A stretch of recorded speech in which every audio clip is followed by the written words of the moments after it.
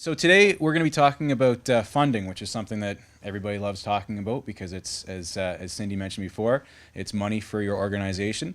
We're going to start off today's presentation with Shannon McNevin, who's going to be talking about the product development fund. So, Shannon. The Product Development Partnership Program is a fund designed to support industry capacity development, product market research, and improved visitor services and expectations, so best practices. It's a fund that any organization can apply to as long as the project has a tourism focus to it. So it doesn't have to be just TIA or the Wilderness Tourism Association. We've had the Cycling Association apply before. We've had Yukon Literacy apply before. A few years ago, the Yukon Literacy Coalition put a pilot project together and developed a Yukon coloring book for visiting families. So it was full of good information about the wilderness and the wildlife, and it had some educational elements to it. Unfortunately, projects don't have ongoing sustainable funding attached to them, so it's not something that you see out on the shelves currently, but it was a great little project to try out. So just to tell you a little bit about what we ask for in the process of the Product Development Partnership Program, we're going to ask you to fill out basically a proposal that asks you for what is your goals and objectives for the project that you want to do. How are those going to benefit your industry members, and so that they provide better experiences for our visitors or help our businesses become better operators. We ask you to measure your objectives. So we want to know how many people turned up at the event. What was the outcome, basically, in terms of the discussions and the comments? Do you think it was a successful project? And we also want to know what are those benefits that you're looking for your members. So before you submit an application, I definitely encourage you to contact me and we'll have a discussion. Most of the time, we can have basically a verbal approval of that project before you go through the process of filling out the entire application. However, if we can't get down to the nitty-gritty of the details, it may be like it's approved in principle, but just give us these last few details in case it has to go further up the ladder. So I definitely will help you out with writing that proposal. You guys give us the idea. I'll help you fit it in with the goals and objectives of the program, and I might even help you think about other ways that that you might get a little bigger bang for your buck as well. So I'm just going to talk a little bit about some of the past reports and projects that have been funded, and that can generate some ideas for you. So as businesses, although you can't apply to this fund directly, it does have the ability for your organizations to apply for training and capacity development initiatives. So there are benefits to you, they're just not directly to your individual business all the time. The information, too, that comes out of the Product Development Partnership Program is non-proprietary, so it's not a program that would help just one organization do their business planning. It's about sharing that information so that others can learn about the processes as well. So if an organization wants to put in a marketing plan and they want to figure out, how we get these groups together and how we create these partnerships and stakeholders and what are the standards and all of that, it has to be kind of shared with everybody to learn from. So another group could go, hey, this is what we're learning. Okay, so anyway, some of the projects. The potential for mountain bike tourism in Yukon. So that one was a great project. There's been operators as well as communities that have benefited from the information that's come out of that research. The culinary gap analysis project that TIA has just done. Great information, recommendations, good stakeholder engagement information within that report. The potential for nature and wellness tourism in Yukon. You may remember that a few years ago at the High Country Inn, we had a big, huge day about how to incorporate sort of health and wellness into your outdoor adventures. So that was a sort of an inspiring day for a lot of operators.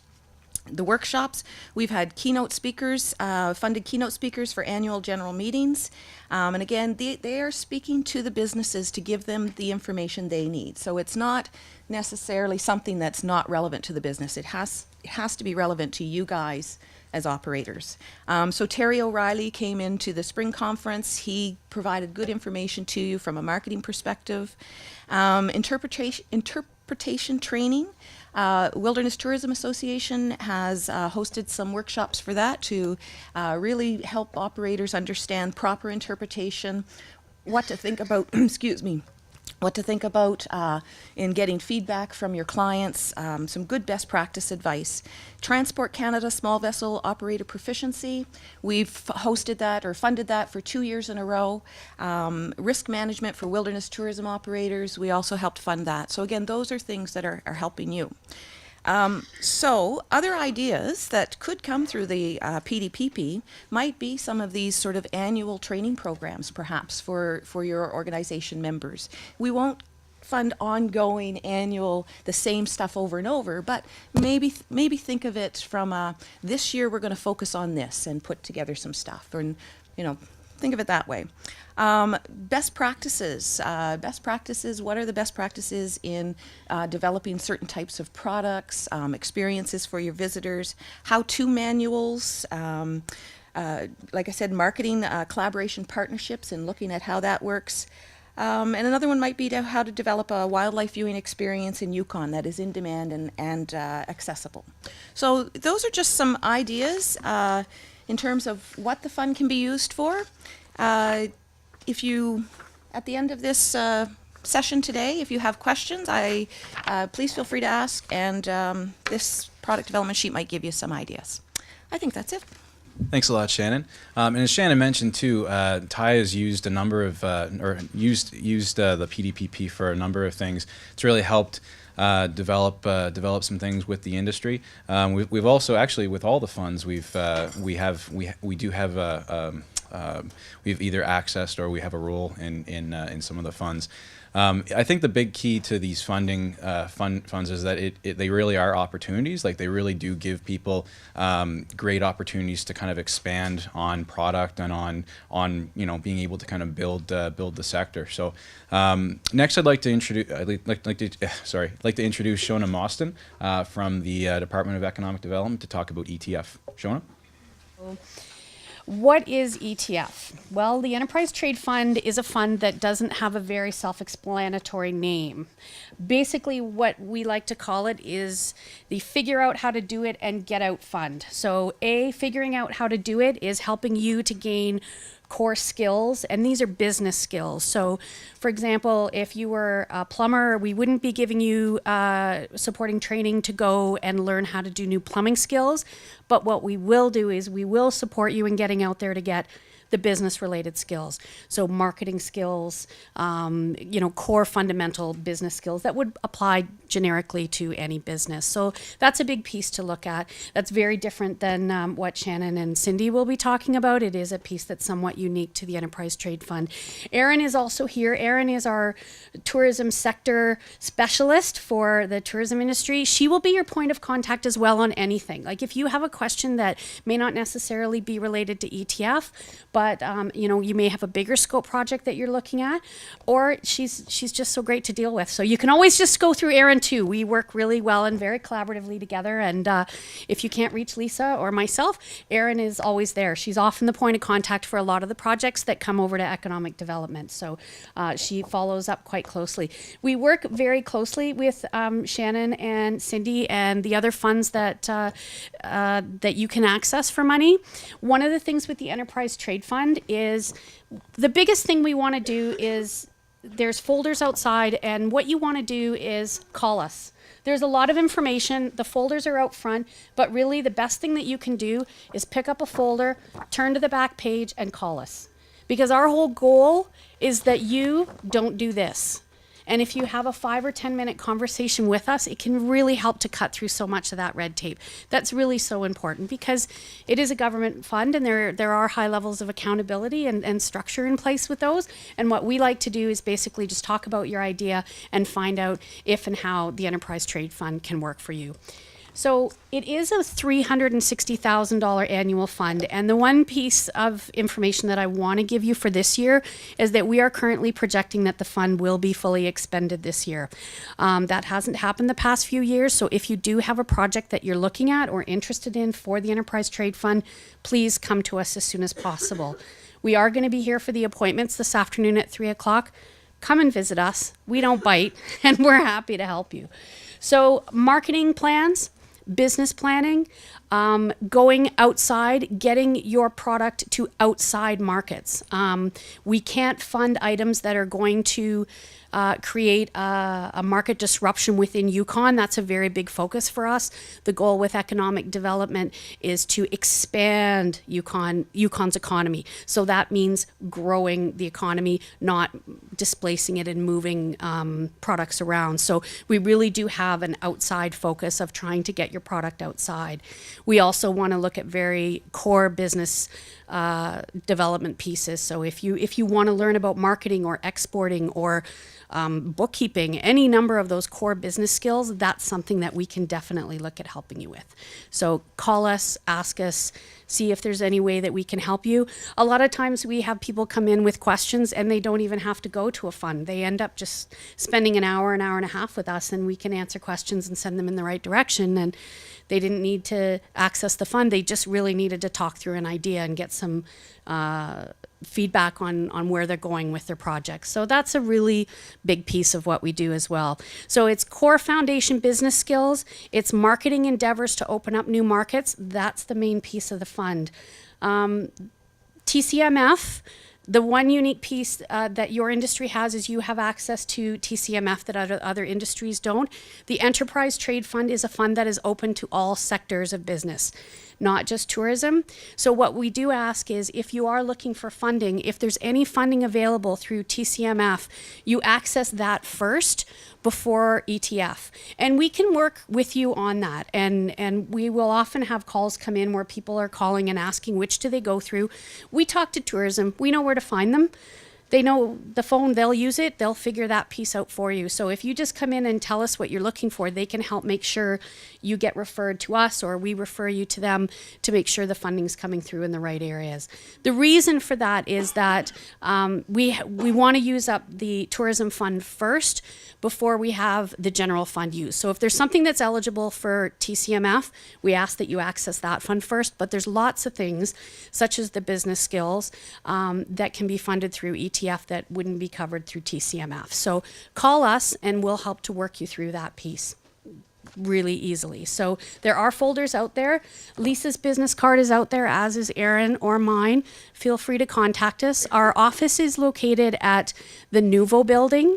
We're at 401-309 Strickland Street. So we're right across the street from WCB. You come in the building near Spa Zen is down in the bottom of the building. We're just up on the top floor, and we'd be happy to have you come by. When you're submitting, what we're looking for is we're looking for you to provide a description of your project. Similar to what Shannon was saying, these are project-based events. We don't fund ongoing O&M through the Enterprise Trade Fund.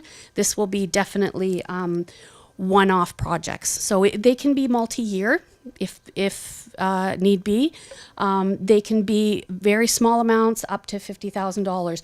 The average ETF application basically comes out somewhere between $2,000 and $9,000 on average, Lisa? That's sort of the average we're looking at.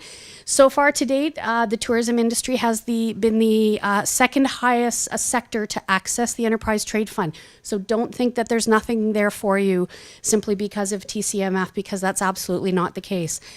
We've funded $50,000 so far this year to tourism sector businesses, and industry associations. So definitely know that the money is out there. Where we want to, like Cindy said earlier, we want to give you money if we can. We'll try, but we are looking at having a very high uptake this year. So please come in and talk to us.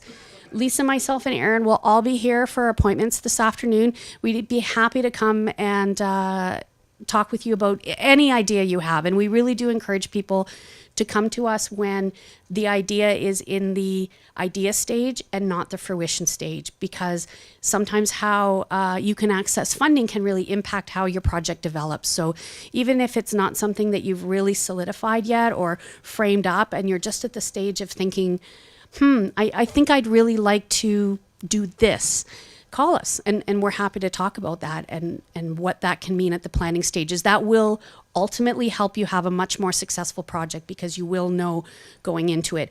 We do get circumstances where people will have projects that they're trying to make fit after the fact, or they've already spent money on the project, and that's something that absolutely with ETF we can't do. We can't fund you if you've spent money already on the project. So come to us at the very earliest stages that you can, and we're absolutely happy to help you with that. Anything we can do. So we'll be here this afternoon. Come and talk to us, and we're happy to answer any questions or just listen to where your ideas for your business are taking you. So thank you.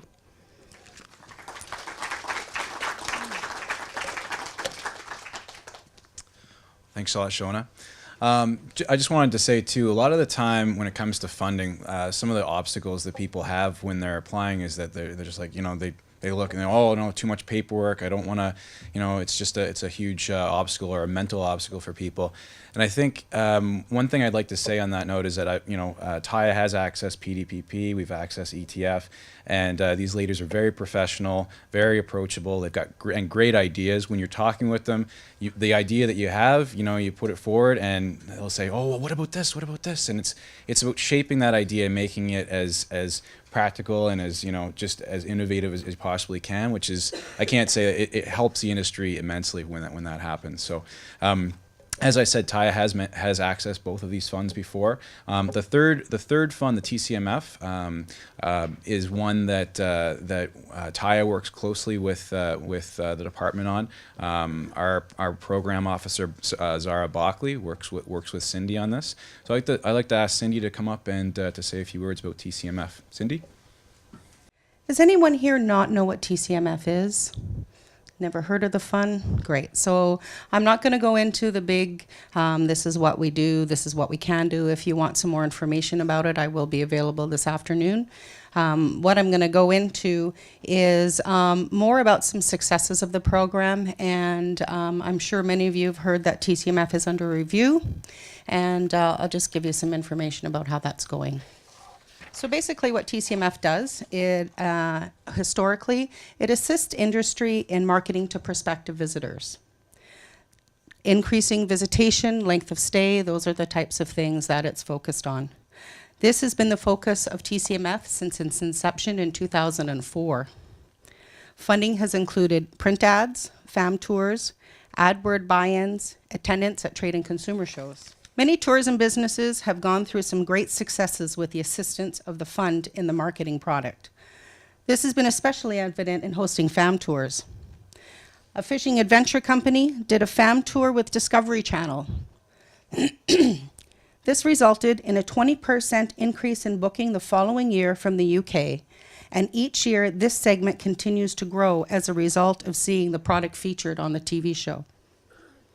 Recent exposure on pinkbite.com due to a FAM tour has already resulted in 80 positive I want to ride in the Yukon comments, and booking inquiries may equate to about $12,000 in revenue for this biking adventure company. FAM tours are a great way to advertise your business and a great way to contribute to the Yukon's economic growth. We encourage you to look into ways that hosting FAM tours can help you grow your business. Right now, there's a journalist producing an article in the Daily Telegraph as a result of an industry-led FAM tour. This article will be published in February. With a distribution of over 500,000 copies daily, this is great exposure for the Yukon company. Well-placed print ads are still valuable in marketing your business. A wilderness lodge saw a great return on investment because I took a chance and placed an ad in a popular fishing magazine, Fur, Fish, and Game magazine. He was amazed what the result that he got over a print ad because he strategically placed it in something that people that would be interested in his product read. 25 businesses this year are attending a variety of trade and consumer shows, including the Edmonton Home and Garden Show. 13 businesses received funding to attend Rendezvous Canada. This many businesses, in addition to our marketing unit's attendance, shows great Yukon presence and provides excellent economic impact for our economy. A bed and breakfast visited Japan and did sales calls to this market to highlight their accommodation for Japanese visiting for Aurora viewing. The results of this endeavor are not yet available, but these are the types of marketing initiatives that can have really good impact in growing your business. So those are just a few examples of how TCMS contributes to the economic growth in the Yukon. This year's funding is already about 80% prescribed. So why do a review of the program if it's already 80% prescribed? Well, the world has changed drastically in the last 10 years. People are using computers to book their vacations, they're reading travel blogs, they're watching reality TV shows on the North, and they're following Twitter feeds. Back in 2004, when the program was introduced, we didn't even know what a travel blog or a Twitter feed was. With big changes in the way the world does business and the updates of our department's vision, mission, and goals, it is logical that a review was identified in last year's tourism plan to ensure that TCMF maximizes the economic value to the Yukon. It was determined that updates to the goals, terms and conditions, and eligibility criteria be made to ensure the funding program aligns with the department's strategy to generate tourism revenue and be more meaningful. So we have approached the review considering these four main elements: updating the goal to assist industry in implementing marketing initiatives that will increase tourism revenue in Yukon, updating the objective to support businesses in the promotion of Yukon tourism and products and services, expanding the reach of the program to make it more meaningful to a wider range of tourism businesses, and considering the economic impact of marketing initiatives by increasing tourism revenue through increasing visitation and increasing visitor spend. Getting visitors here is very important. Getting them to spend their money while they're here leads to an improved economy and improved quality of life for Yukoners. So the approach that I took with the review included reviewing TCMF's performance over the past 3 years, identifying program gaps, and seeking your feedback through one-on-one meetings, TCMF review committee meetings, brainstorming sessions held at last year's tourism open house. And I also compared the eligibility criteria with the department's strategy and tourism plans. This year's tourism plan indicates the review is to be completed and changes are to be communicated. The review is currently being finalized. Once it's signed off, we will work with the TCMF review committee to have administrative details ironed out and begin communicating with you to roll out the enhanced program. And we're looking for that to happen on April 1st. The TCMF review committee is made up of representatives from your industry. This includes a representative from Wilderness Tourism Association, representatives from TIA, representatives from the First Nations Tourism Association, and people from the tourism branch and the Yukon Convention Bureau. So that's who the TCMF review committee is, and we're working hard to be able to get this finalized this year and hopefully roll out our enhanced program for April 1st. So if you have any questions with regards to it, I'll do my best to answer them. I'm also available this afternoon for one-on-one meetings. You can contact me by phone, by email, by snail mail, or you can visit the website. The website has a really good explanation of what TCMF is, and that's the direct link for you. Just wanted to say again, all these ladies are very approachable, very professional, and they'll all be here for the rest of today. So if anybody wanted to talk about ideas for funding or any other questions that they might have to any of these folks here, please bring them forward. But thanks again, and yeah, thanks guys.